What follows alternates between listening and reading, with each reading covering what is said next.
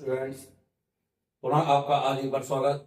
चूंकि कल आपका 10वीं का पेपर है, मैं इसका एक महत्वपूर्ण क्वेश्चन बता रहा हूँ।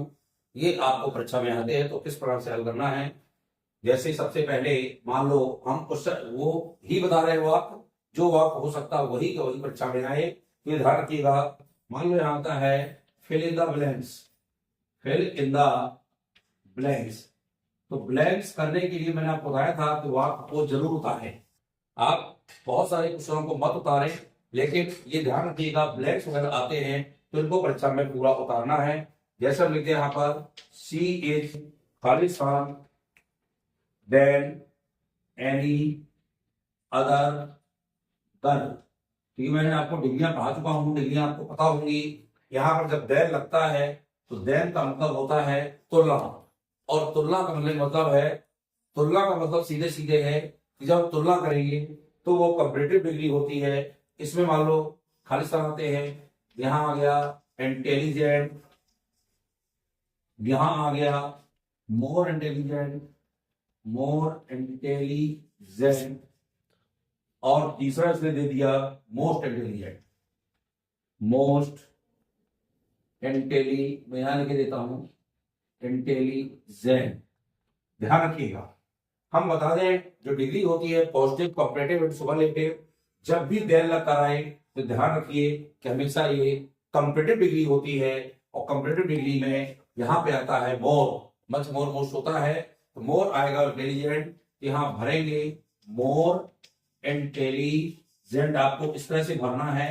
ये विकल्प क्या है ये नहीं उतारना आपको, लेकिन खालिस्तान जरूर लिखना है, उसको डबल अंडरलाइन करना है ताकि आपका अलग दिखे कि हमारा ये क्या खालिस्तान भरा है, और इस तरह से आपका लिखना है। दूसरा मालूम आता है I Khalistan this book yesterday. Yesterday लगा है, ये ध्यान रखिए। यस्टरडे माने बीता हुआ कल, यस्टरडे माने बीता हुआ कल, तो ये ध्यान रखिए। मान लो आ जाए रीड, READ, दूसरा आ गया रीड्स, READS, और तीसरा आ गया रीडिंग, READING। ये ध्यान रखिएगा। अब थोड़ा सा ध्यान रखना है, रीड फर्स्ट फॉर्म भी होता है, सेकेंड फॉर्म भी रीड होता है, थर्ड भी रीड होता है, यानी तीनों स्पेलिंग एक होती है। लेकिन जब यहाँ पर स्टरडे आता है तो स्टरडे आने का मतलब है ये बीता हुआ कल, तो क्रिया का सेकेंड फॉर्म आता है, इसमें क्रिया का सेकेंड फॉर्म रीड ही आएगा। तो यहाँ स्मॉल लेटर लिखेंगे रीड, और यहाँ कर देंगे अंडरलाइन। ये भी बहुत महत्वपूर्ण है। यहाँ पर ध्यान रखिएगा, यदि आपका बीता हुआ कल स्टरडे आता है तो ये भरा जाएगा, और यहाँ टुडे आ गया आज, तो भी रीड भरेंगे, पहला रो तो भी रीड भरेंगे। रीड्स तो आ नहीं सकता, क्योंकि जब तक थर्ड पर्सन नहीं होगा तब तक क्रिया में एस नहीं आ सकता, और चूंकि प्रेजेंट में है तो आने का चांस ही नहीं है। रीडिंग क्यों नहीं आया? क्योंकि यहाँ पे क्रिया नहीं है, क्रिया नहीं है, इसे हमारा कुछ भी नहीं है, तो ये आने का चांस नहीं ना। वाजबर है, वाजबर होता तो रीडिंग ही आता। चलिए तीसरा देखें। तीसरा महत्वपूर्ण है आपका, मैं वही बात बता रहा हूं जो आपकी परीक्षा में आने वाले हैं। अगर Khalistan you work hard, comma you will fail. ध्यान रखिएगा, तुम कठिन श्रम करते हो और तुम परीक्षा में पास होगे। यहां मान लो आता है फेल हो गए, पहला आ गया इफ, दूसरा आ गया एज लॉन्ग एज, और तीसरा आ गया मान लो अनलेस, अनलेस। अब इसमें ध्यान दीजिए, यू वर्क हार्ड, तुम कठिन श्रम करते हो तो तुम फेल हो जाओगे। तो कठिन श्रम करने में फेल तो व्यक्ति होता नहीं, ये थोड़ा सा अर्थ लगाना पड़ेगा, क्योंकि इफ का अर्थ यदि तो होता है और अनलेस का होता है यदि नहीं। तो यहां पढ़ देंगे अनलेस, और यू कैपिटल आएगा क्योंकि पहला लेटर है, क्या है, तो इसलिए यू को हमें कैपिटल लिखना पड़ेगा। यदि तुम कठिन श्रम नहीं करते हो, नहीं आ गया, तो तुम फेल हो जाओगे। तो इस तरह से आपको अनलेस करना है। अगला वाक्य आता है my father is a Khalistan teacher, और यहां आता है पहला भाता मान लो RETI रिटायर्ड, दूसरा आता है RETIRE रिटायर, और तीसरा आता है RETRING रिटायरिंग। तो इसमें सबसे पहले ध्यान दीजिएगा क्या आता है कि रिटायर्ड, रिटायर और रिटायरिंग। रिटायरिंग मतलब होता है सेवानिवृत्त, सेवानिवृत्त आता है, माई फादर इज ए, मेरे पिताजी हैं क्या रिटायर टीचर नहीं कहलाता। जब भी आता है तो थर्ड फॉर्म के रूप में लगता है, यहाँ पे आएगा रिटायर्ड यानी सेवानिवृत्त शिक्षक है। तो यहाँ ना तो रिटायरिंग आएगा ना रिटायर आएगा, यहाँ पर आ जाएगा RETIRED रिटायर्ड यानी सेवानिवृत्त शिक्षक है। अगला वाक्य है how Khalistan time is left. How time, यहाँ हाउ लगा है, सबसे पहले ध्यान दीजिए। और जब हाउ लगेगा और इसके विकल्प आएंगे, यहाँ पे मान लो मैनी, मैनी, दूसरा आ गया आपका एनी, और तीसरा लगा है यहाँ पे सी में मच। ये ध्यान रखिएगा, ये विकल्प आते हैं तो क्या भरेंगे, क्योंकि टाइम, जब भी टाइम आता है तो टाइम के लिए में भी मैनी का प्रयोग नहीं करते, ना तो एनी लगाते। इसके लिए टाइम लिए हाउ मच टाइम, कितना समय, कितना समय बचा है, इज लेफ्ट, तो मच का प्रयोग करेंगे और यहाँ को भरना है मच।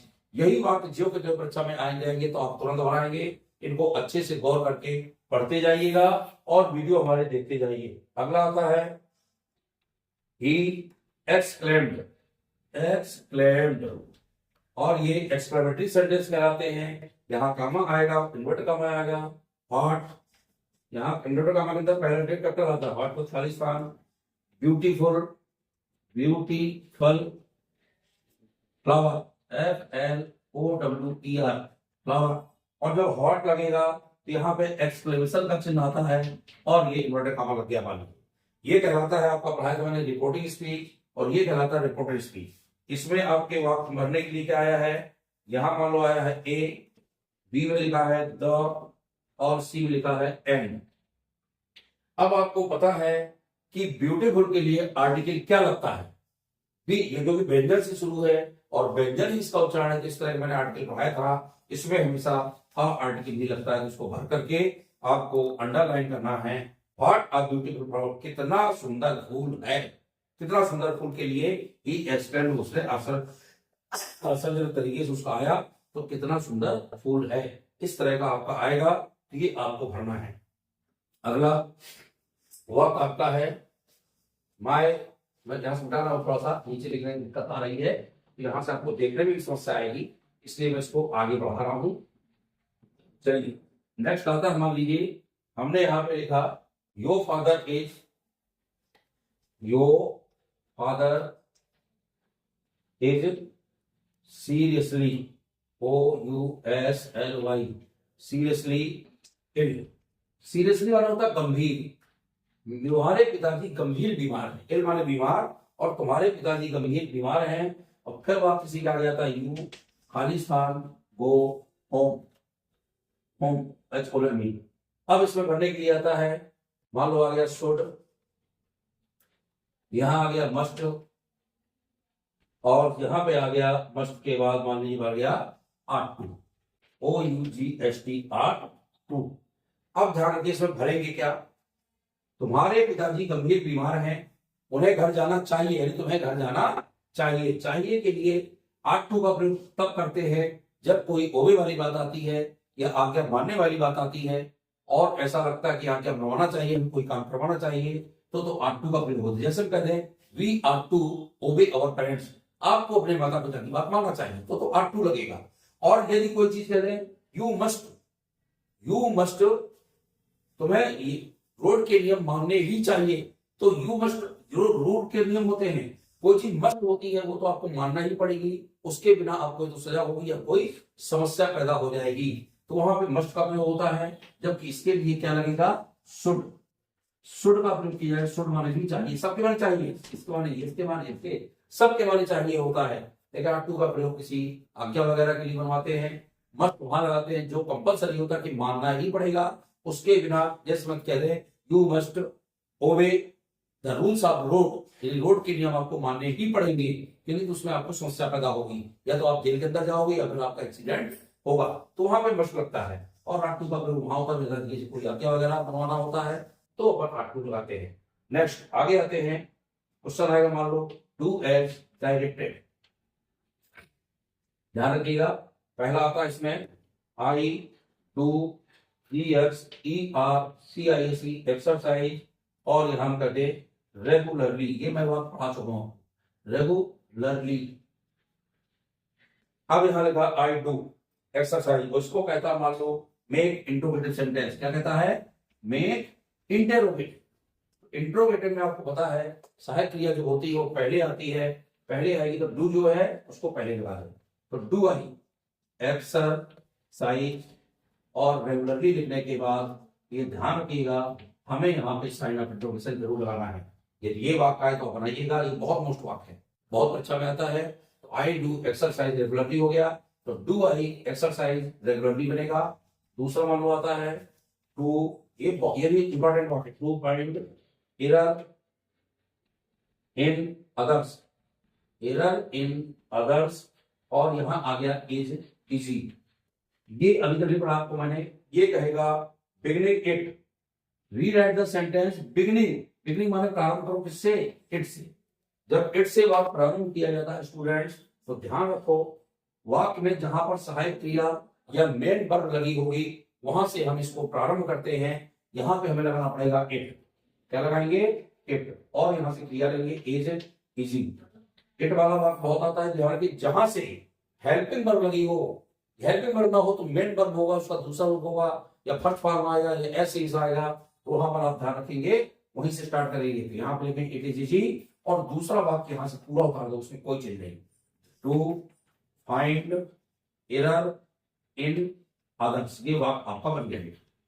यहाँ का भी दैट से प्रारंभ होता है, तो दैट से वाक्य प्रारंभ होता है, जहां तक ए साइन क्रिया मेन वर्ब ना है वहां का पूरा लिख देना है दूसरा वाक्य, और जहां पे आता वहां से इट शुरू करके वाक्य को प्रारंभ में लाना है, और फिर आपको वाक्य को लिखना है। अगला वाक्य बता दूं मैं आपको, लेको wrote a letter to God. मुझे ऐसा याद है कि वाला वाक्य मैंने आपको बताया था, लेकिन फिर बता रहा हूं मैं आपको। और दूसरा वाक्य किसी का आएगा, लेको वॉच ए पीजेंट। ये वाक्य हु से बनाना है, तो मैंने बताया था लेको ने ईश्वर को पत्र लिखा, लेको वॉच पीजेंट, तो यहां से शुरू करेंगे लेको हु वॉच पीजेंट। यहां बताया मैंने, इस वाक्य को यहां पे लिखेंगे, बाद में ये विशेषता देखेंगे। तो लेको who was a peasant wrote a letter to God, क्या बनेगा? यहां सबसे पहले लिखे अपन, मैं पूरा लिख के बता रहा हूं, आप लोग इसको जरूर देखें, ये बात सब इंपॉर्टेंट है इसलिए बता रहा हूं मैं आपको। यहां बनेगा लेको हु वाज अ पीजेंट, और फिर करेंगे wrote a letter to God. जो पीजेंट था उन्होंने लेटर किसको लिखा? ईश्वर को पत्र लिखा। इस तरह से वाक्य आपको ये वाला बनाना है, ये बना लिया होगा। इस तरह से वाक्य आप बनाइए और परीक्षा के लिए आप तैयारी करिए। परीक्षा के लिए आपका कल ही पेपर है और दिन पेपर के लिए नहीं है। अगला वाक्य देखें आप, very important, my sister is very intelligent, और दूसरा वाक्य she can solve any problem. ये दो वाक्य हो गए, और इसमें आपको कहेगा यूजिंग सो दैट का प्रयोग करना है, पढ़ा चुका मैं आपको। सिर्फ इसके बाद यहाँ सो लगा दीजिए, वेरी हटा दीजिए, और इंटेलिजेंट के बाद यहाँ दैट लगा दीजिए, पूरा वाक्य लिख दीजिए। क्लियर हो गया होगा? My sister is so intelligent that she can solve any problem. इस तरह से आपको सो दैट का प्रयोग करना है, ये मैं बहुत पढ़ा चाहूंगा, ये बहुत मुश्किल वाक्य है। शी नोज मी, इसका कहेगा चेंज पैसे वाइस, क्या कहेगा? पैसे। तो पैसे दिया वाला बहुत ध्यान रखना है, ये बहुत इंपॉर्टेंट है, बहुत बच्चे गलत करते हैं। क्या करेंगे? सबसे पहला नियम वही कर्म को कर्ता बनाया, आई आ गया। ये टेंस प्रेजेंट सिंपल है, इसकी पैसिव की क्रिया लगाई तो एम आ गया। लेकिन मेरा लगा जहां भी नो क्रिया आती है, नो, न्यू, नोन, नो का सेकंड फॉर्म न्यू और थर्ड फॉर्म नोन, यदि ये क्रिया आ जाए तो नो तो लगाएंगे ही। ये क्रिया का थर्ड फॉर्म लग गया, पहले कर्म को कर्ता बनाया, पैसिव की क्रिया लगाई, नो का थर्ड फॉर्म नो लगाया, फिर नियम बाई लगता है। लेकिन नो की क्रिया में कभी भी बाई नहीं लगता है, नोट कर लीजिए। इसमें हमेशा लगेगा टू, क्या लगेगा? टू, और सी का बनाएंगे यहाँ कर्म, तो बन जाएगा हर। ये बहुत मोस्ट वाक्य है, अच्छे से ध्यान रखिएगा। नो की जगह न्यू आ जाए तो पास्ट का होगा, तो यहाँ पे वॉच क्रिया लगाएंगे, नो लगाएंगे, लेकिन टू जरूर लगाएंगे। या मतलब इस वाक्य में बाई नहीं लगता। एक कान खोल के सुन लीजिए। अगला वाक्य लिख लें। अगला वाक्य महत्वपूर्ण है। We are living in this city in since 2005। और कहेगा इसका बनाइए, रीराइट द सेंटेंस को करेक्ट करना है।